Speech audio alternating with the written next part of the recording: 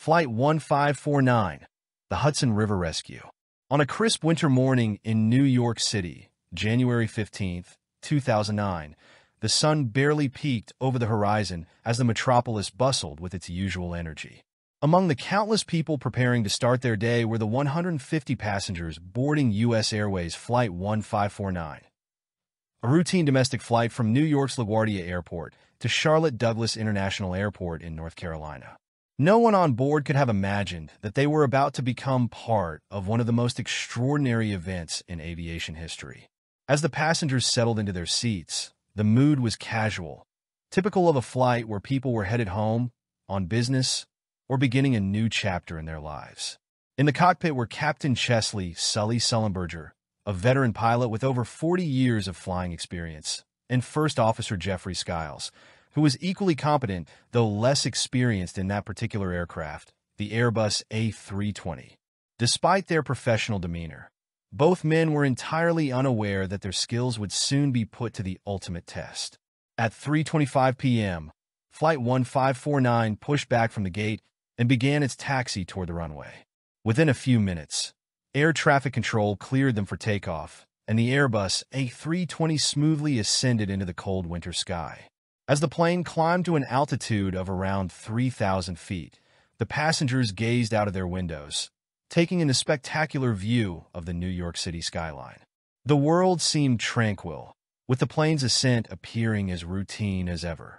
However, just moments after takeoff, at an altitude of approximately 2,800 feet, disaster struck. The plane encountered a large flock of Canada geese. The collision was sudden and catastrophic, as multiple birds were ingested into both engines, resulting in a complete loss of thrust. The once powerful jet engines were now eerily silent, and the cabin, which had been filled with the hum of the engines, descended into an unsettling quiet. Captain Sullenberger and First Officer Skiles immediately realized the gravity of the situation. With both engines out, the plane was rapidly losing altitude, and they had only a matter of seconds to decide their next move. "My aircraft," Sully declared, taking control. His calm demeanor contrasted sharply with the severity of the crisis. In the cockpit, the alarm bells rang out as the flight crew worked through their emergency checklists.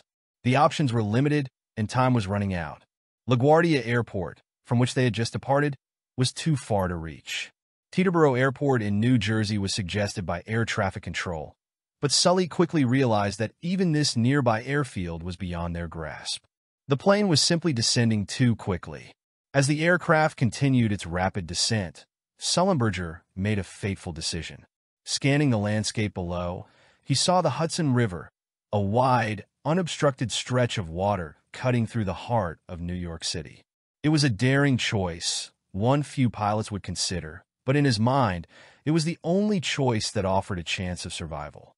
Over the radio, Sully calmly relayed the words that would later become famous. "We're going to be in the Hudson." In the cabin, the passengers were gripped with a mix of confusion and fear as they realized something was terribly wrong. Some clutched the hands of loved ones, while others frantically texted goodbyes, assuming the worst. The flight attendants, trained for emergencies, did their best to maintain calm, instructing everyone to brace for impact.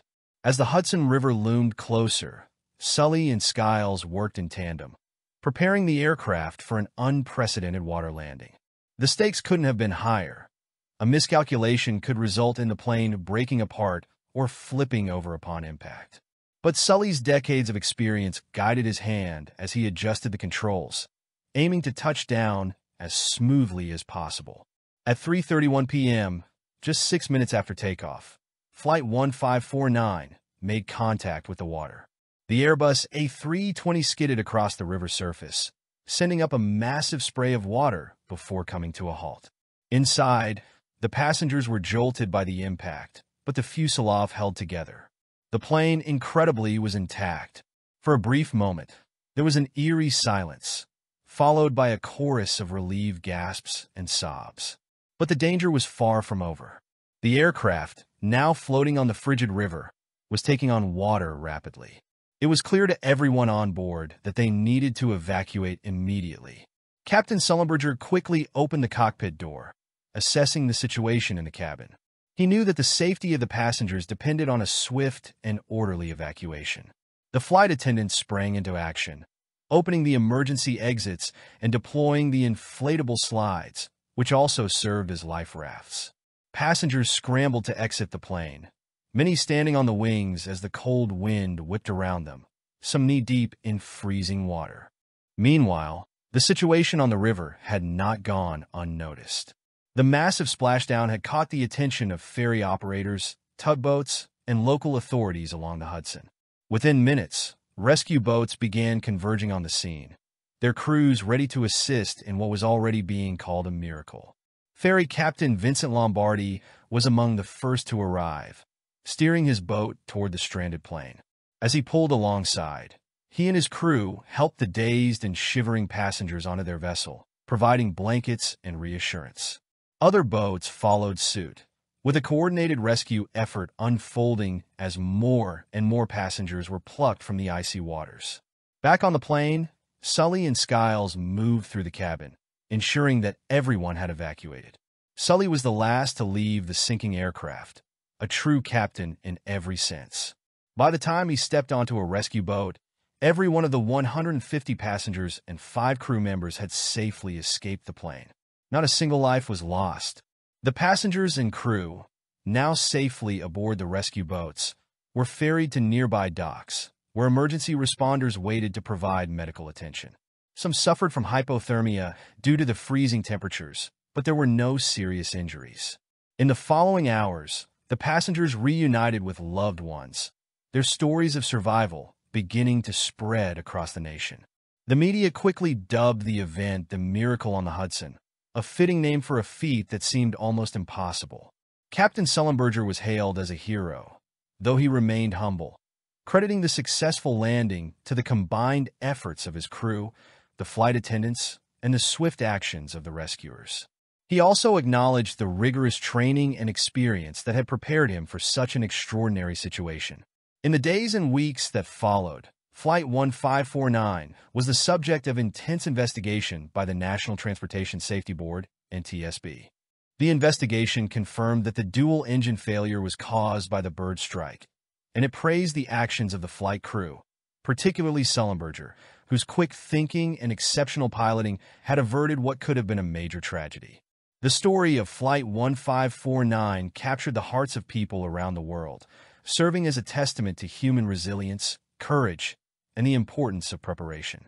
The event also sparked discussions within the aviation industry about the effectiveness of safety protocols and the importance of pilot training in handling extreme emergencies. For the passengers of Flight 1549, the experience was life-changing. Many spoke of a newfound appreciation for life and a deeper sense of gratitude for the everyday moments they had previously taken for granted. Some formed lasting friendships with fellow survivors, bonded by the shared trauma of that fateful day. Captain Sullenberger became an inspirational figure, not just for his actions on the Hudson, but for his advocacy of aviation safety in the years that followed. Today, the story of Flight 1549 remains one of the most remarkable events in aviation history. The aircraft, salvaged from the Hudson River, now resides in the Carolinas Aviation Museum in Charlotte, North Carolina, where it serves as a powerful reminder of the day when a routine flight turned into a miraculous rescue. As visitors stand before the plane, they are often struck by the realization that they are looking at more than just an aircraft. They are gazing upon a symbol of hope, courage, and the extraordinary human capacity to triumph in the face of unimaginable odds.